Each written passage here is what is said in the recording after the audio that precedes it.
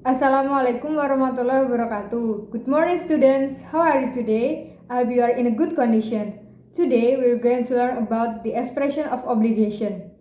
Do you know what is the expression of obligation? Nah, obligation sendiri memiliki arti yaitu kewajiban atau keharusan. Jadi, hari ini kita akan belajar tentang bagaimana cara mengungkapkan kewajiban atau keharusan dalam bahasa Inggris.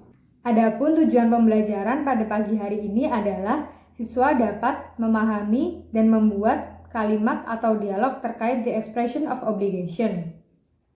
Nah, sebelum kita mulai pelajaran, mari kita berdoa terlebih dahulu. Berdoa mulai. Selesai. Now, let's move on to the material. Hello everyone. Today's topic is the expression of obligation. What is obligation? Obligation sendiri memiliki arti kewajiban atau keharusan. Nah, contoh kalimatnya adalah aku harus makan roti, aku harus memakai seragam lengkap di sekolah. Untuk mengungkapkan obligation, kita dapat menggunakan model must dan have to. Di sini must dan have to memiliki arti yang sama, namun memiliki perbedaan konteks atau cara penggunaannya. Karena kan di dalam buku bahasa Inggris kalian hanya ada must untuk mengungkapkan obligation, maka kita akan fokus pada must. Namun tetap saja saya akan menjelaskan penggunaan have to dalam the expression of obligation. Now let's talk about the first model. Model pertama yang digunakan adalah must. Must is used to express strong obligation. Nah, must ini pada umumnya dipakai untuk menyatakan kewajiban yang datang dari diri si pembicara dan bersifat lebih personal. Bisa dikatakan ketika kita menggunakan must dalam suatu kalimat, berarti kita memberikan personal feeling dalam kalimat tersebut atau perasaan pribadi. Contohnya begini, I must study hard for my final exam in order to get a good score. Aku harus belajar dengan keras untuk ujian akhirku agar aku mendapat nilai yang bagus. Nah, itu termasuk personal feeling atau perasaan pribadi, keharusan atau kewajiban yang kita ciptakan untuk diri kita sendiri dan tidak ada campur tangan dari orang lain. Setelah itu adalah rumus dari obligation menggunakan must, yaitu subject plus must plus verb 1 atau kata kerja pertama plus objek atau komplement. Apa itu komplement? Komplement adalah kata keterangan. For example, I must call my mother now. Aku harus memanggil ibuku sekarang.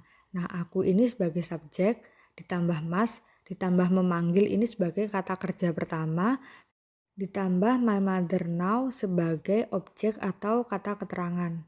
Contoh lain yaitu I must talk to you before I leave, yang artinya aku harus berbicara kepadamu sebelum aku berangkat. Selanjutnya, you must eat now, kamu harus makan sekarang. Dan I must study hard for my final exam, aku harus belajar dengan keras untuk ujian akhirku. Must juga digunakan ketika si pembicara setuju dengan sebuah peraturan yang berasal dari luar atau disebut juga external rule yang harus dilakukan, dan bila tidak dilakukan maka akan ada konsekuensinya. Contohnya seperti kita di sekolah gitu. We must wear a uniform every day. Kita harus memakai seragam setiap hari. From Monday to Thursday, we must wear the batik shirt. Senin sampai Jumat kita harus memakai baju batik. The girls must wear a black skirt. Para perempuan harus memakai rok hitam. And the boys must wear a pair of black pants. Dan para laki-laki harus memakai sepasang celana hitam. On Friday, we must wear a school uniform. Pada hari Jumat kita harus memakai seragam pramuka. Nah, ini yang dinamakan pembicara setuju dengan sebuah peraturan. Peraturan ini dari sekolah dan kita setuju dengan peraturan sekolah.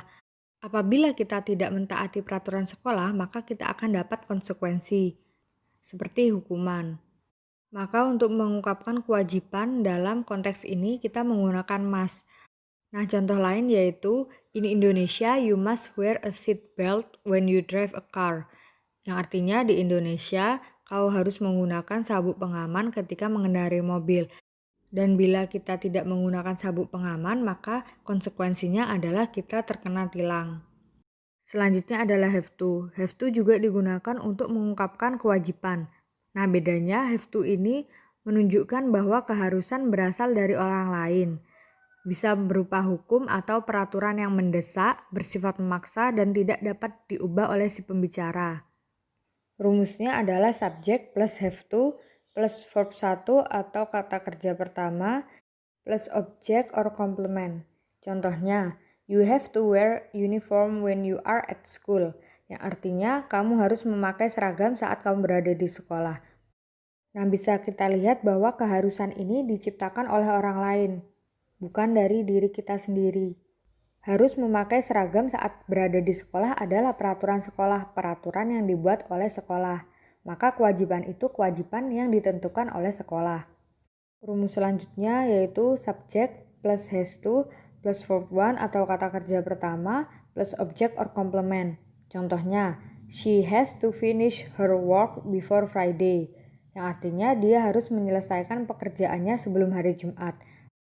Kenapa dia harus menyelesaikan pekerjaannya? Ya karena itu adalah keharusan atau kewajiban yang diciptakan oleh tempat kerjanya. Dan hal tersebut tidak dapat dirubah karena memang deadline yang diberikan oleh tempat kerjanya adalah hari Jumat. Jadi seperti itu misalnya. Di sini kita menggunakan dua rumus yaitu have to dan has to. Karena have to hanya digunakan untuk subjek I, you, they, dan we. Dan untuk has to hanya digunakan oleh subjek he or she, name of person, dan noun. He or she artinya dia atau kata ganti seseorang.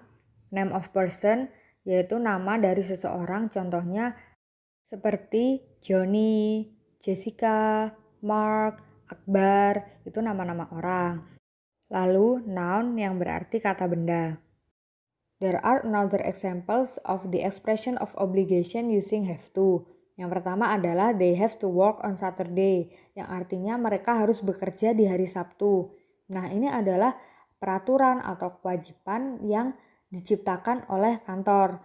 Selanjutnya, I have to speak English at school. Saya harus berbicara bahasa Inggris di sekolah. Ini juga kewajiban dari luar, yaitu kewajiban dari sekolah, bukan dari diri kita sendiri. Yang terakhir, he has to see the dentist every month. Dia harus pergi ke dokter gigi itu setiap bulan. Nah, di sini bukan kemauan dia, tapi karena dokter giginya yang menyuruh kontrol ke sana setiap bulan, begitu. Jadi, kesimpulannya dalam mengekspresikan kewajiban atau keharusan, menggunakan have to atau must itu sama saja karena artinya sama. Yang membedakan hanyalah konteks atau keadaan. Yaitu kewajiban itu kalian ciptakan sendiri atau kewajiban itu berasal dari luar dan kalian menyetujuinya, atau juga kewajiban itu berasal dari orang lain dan bersifat memaksa.